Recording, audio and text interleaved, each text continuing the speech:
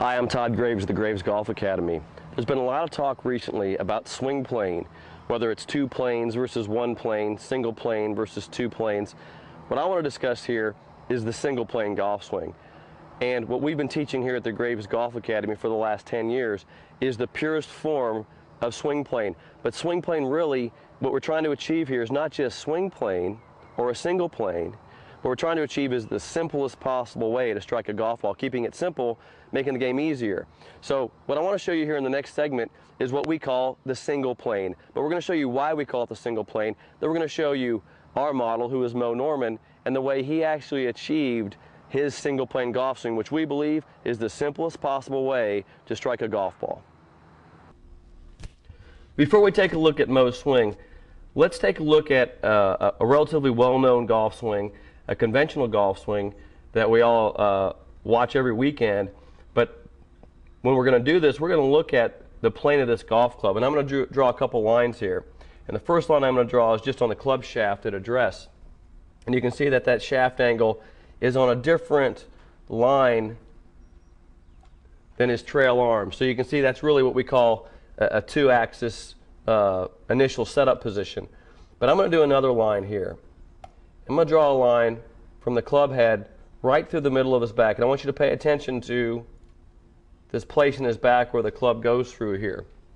Now I'm going to have him swing the golf club, and you can see that when he comes down to impact, you can see that that club shaft is aligning with that line that I drew, and it's on a different line than the club shaft at address, which was right here. This is the single plane that we're talking about with Mo Norman. Let's take a look at Mo's golf swing now, and you're going to see something. When I draw this line on Mo's club shaft, you see where it goes through in his back? That's exactly where I drew the line on Tiger. And you can see that the club shaft runs right through the middle of Mo's back. And now when Mo makes a golf swing, you can see that the golf club gets onto a parallel position relative to that line going into the backswing. And watch this, when he comes down, he ends up on that same line at impact. So what you're really seeing happening here is a single plane golf club movement. So you got a single plane golf club movement going into impact and release, and even on the way through you see the club moving into a single plane. So what we're truly looking at here is that everybody who swings a golf club is planing the golf club relative to this position of the shaft that runs from the club shaft right through this position in the back. So when you're looking at golfers, this is really truly the only single plane. So I'm in my studio here in the Academy, and let's just discuss what we just saw. We saw Tiger, how he didn't start the club on the same place that he actually impacted the golf ball. And here's what you're seeing. You're seeing him impact the golf ball on the plane of where the club is designed, so swing plane. And get this is what swing plane really is. Swing plane is nothing more than the design of the golf club. So the way this club is designed, it's designed to be struck a certain way. So you have a line goal on a golf club. It has a line goal, it has the shaft entering this club, and it's designed to be struck in that swing plane. What was important about that video that you saw was where that actual swing plane went through his spine. Because everybody, and people always ask me this question, why don't more people swing like Mo Norman? And it's because they all are trying to achieve the same thing, which is swing plane. All the tour players are doing it, they're achieving it, but that's why they already do it. And if you want to achieve swing plane, the goal is to find the simplest possible way to achieve swing plane. So that's what Mo Norman did. He found a simpler way to move the club the exact way it's designed. So let's refresh that. And I'm going to go through here. I'm using our training club. We have built training products for the single plane here at the Graves Golf Academy. So I have my training club here. And let's just take a look at what swing plane really is. And I'm just going to set up to a golf ball. And let's take a look.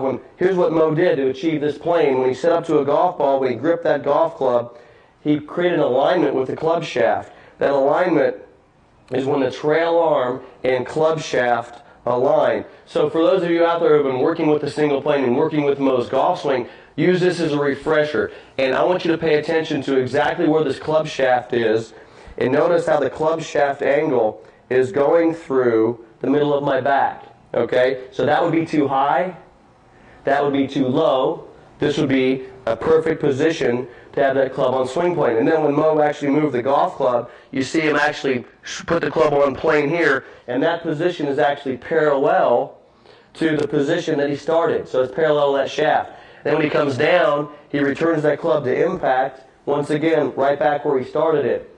So doesn't it make sense that you should start the club the way it's designed and impact the club the way it's designed? It only makes sense. If you're looking at tour players' golf swings, they're not starting the club there, so they have a lot more complications in their movement. So for those of you out there who are practicing the single plane, let me just give you some tips here on how to achieve the single plane. The main thing here is getting the proper grip and address position. The training club here that I use obviously helps me do that, but getting the proper hand position. You can learn more about our grip position at www.swinglikemo.com. Check out how we actually hold the golf club. But actually, that's how you grip the golf club. And then making that club shaft go through the proper part of the spine gives me the proper distance to actually impact this golf club the way it's designed. That's why when you see Mo's golf swing, his feet are on the ground. He has less moving parts to achieve what we call this pure single plane.